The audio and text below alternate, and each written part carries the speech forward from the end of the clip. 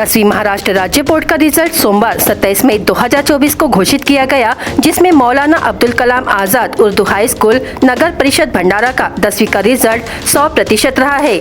रुमाना खातून शकील खान ने 88.80% अंक प्राप्त कर विद्यालय से प्रथम स्थान प्राप्त किया है। साथ ही इकरा मोहम्मद जकरिया खत्री ने 87 अंक प्राप्त कर स्कूल से दूसरा स्थान प्राप्त किया। साथ ही अलविरा नाज फारूक शेख ने 85.20% अंक हासिल कर तीसरी रैंक हासिल की है। सफल छात्रों ने अपनी सफलता का श्रेय प्रिंसिपल फरहान जिया खान और संपूर्ण शिक्षकों को दिया है।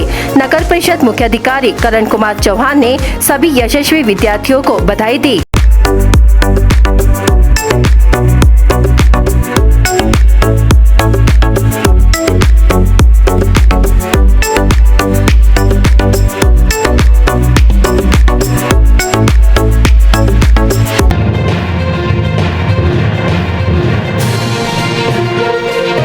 इस वर्ष रबी के ग्रीष्मकालीन धान फसल को खुले बाजार में न्यूनतम मूल्य की तुलना में संतोषजनक मूल्य उपलब्ध हो रहा है, जिसके कारण किसानों द्वारा खुले बाजार में निजी व्यापारियों को बड़ी मात्रा में रबी की ग्रीष्मकालीन धान बेचे जा रहे हैं, जिससे किसानों ने इस वर्ष सरकार के बुनियादी धान खरीदी केंद्रों पर पीठ दिखाने की चर्चा की जा रही है। जबकि उक्त स्थिति के चलते आगामी दिनों में सरकार ने बुनियादी खरीदी केंद्रों के तहत ग्रीष्मकालीन धान खरीदी में गिरावट की आशंका व्यक्त की जा रही है। इस वर्ष रबी में ईटियाडोह बांध एवं कृषि बिजली सिंचाई सुविधा के तहत तहसील के विभिन्न क्षेत्रों में कुल 9,655 हेक्टेयर में ग्रीष्मकालीन धान फसलों की बुआई की गई थी।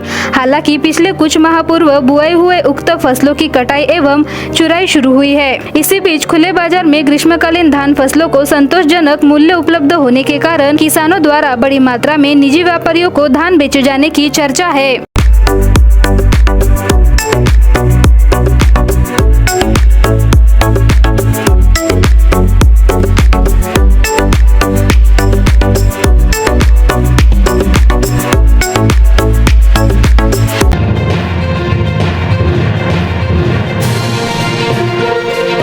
गोंदिया जिले में नौतपा के तीसरे दिन सोमवार 27 मई को सूरज ने जमकर आग उगली। गोंदिया जिले का अधिकतम तापमान 44.5 डिग्री सेल्सियस दर्ज किया गया है, जबकि न्यूनतम तापमान 26.6 डिग्री सेल्सियस दर्ज किया गया। दिन में तेज धूप और रात होते ही उमस से नागरिक बेहाल हो गए हैं। कुछ दिनों पूर्व बेमौसम बारिश के चलते जिले का तापमान 37 से 38 डिग्री सेल्सियस दर्ज किया गया था। वह अब नौतपा शुरू होते ही 44.5 डिग्री सेल्सियस तक पहुँच गया है। दोपहर के समय कूलर और पंखों ने भी काम करना बंद कर दिया है। इसी बीच जिला प्रशासन की ओर से नागरिकों को आवश्यक सावधानी बरतने का आह्वान किया गया है। प्रशासन ने एडवाइजरी जारी करते हुए नागरिकों से आवश्यक काम होने पर ही घरों से बाहर निकलने की सलाह दी है।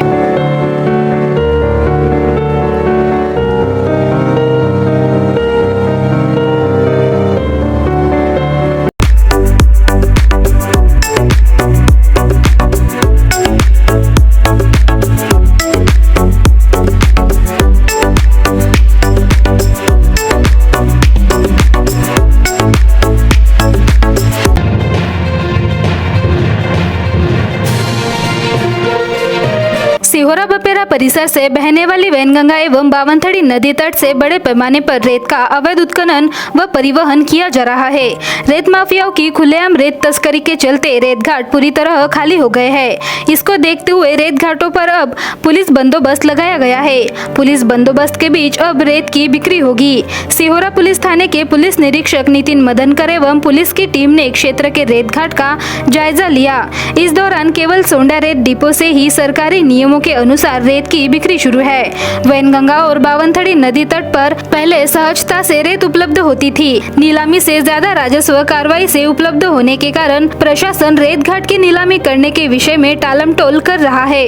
रेत घाट खाली होने के पश्चात सोंडा एवं वारपिंड के पार रेत घाट पर पुलिस बंदोबस्त लगाया गया, लेकिन परिसर के सकरधरा एवं धानोर रेत घाट से बड़े पैमाने पर रेत तस्करी शुरू है।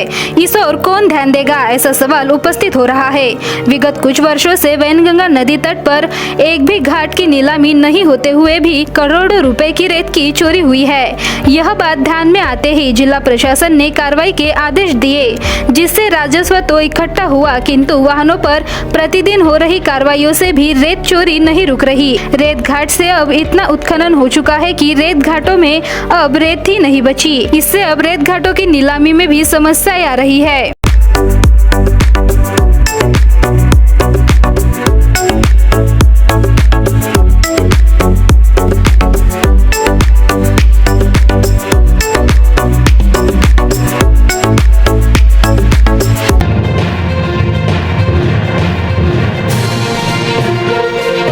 भंडारा और गोंदिया जिले के लोगों ने भारतीय रेल उच्च पदस्थ अधिकारी और राज्यसभा सांसद प्रफुल्ल पटेल से अयोध्या जाने के लिए सुभाष चंद्र बोस इतवारी स्टेशन से गोंदिया मार्ग होते हुए ट्रेन चलाने की मांग की है। भंडारा गोंदिया जिले के भक्तों ने निवेदन किया है कि नागपुर से इटारसी रूट पर ट्रेनों की बहुतायत देखते हुए कामठी, भंडारा, तुमसर, गोंदिया होते हुए अयोध्या जाने के लिए बालाघाट, नैनपुर, जबलपुर, सतना, प्रयागराज, जौनपुर के रास्ते अयोध्या के लिए नई ट्रेन चलाने की मांग की है। नागपुर से इटारसी मार्ग होते हुए अयोध्या धाम की दूरी 1108 किलोमीटर है, जबकि इतवारी से भंडारा गोंदिया होते हुए अयोध्या धाम की दूरी 1161 किलोमीटर है। इतवारी से भंडारा गोंदिया मार्ग से ट्रेन चलाने से इस क्षेत्र की जनता को लाभ मिलेगा। यात्रियों ने सांसद से निवेदन किया है, नई ट्रेन शुरू करने की पहल करे और जनता को राहत दिलवाए। इससे पहले भी जिला रेल सेवा समिति द्वारा रायपुर, सिकंदराबाद, बिलासपुर, पुणे, ज्ञानेश्वरी, हटिया, पुणे, हावड़ा, शिरडी, पुरी, अजमेर,